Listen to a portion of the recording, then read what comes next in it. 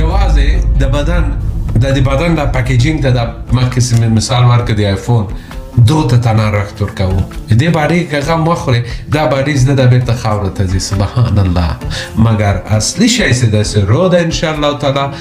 بیرته به په خیر سره الله عز وجل ته ستانه کیږي دو خاطر ډیر زیات مهمه ده چې موږ تاسې د خپل روح غم وخورو اوس نو د انګلیسانو خبر ده چې چویس د تاسې ده تاسو سره کوم ژوند محتوی است د خپل روح غم خوري که زیاتره فکرم فوکسم پر دې فاني باندې الله دې موږ تاسو ته پاک روحونه قوي زړونه او د سکون ژوند راکړي انشاءالله تعالی زه به تاسو سره په راتلونکي ویډیو کې وګورم تر هغه وخته پورې خدای پامان السلام علیکم ورحمة الله وبرکاته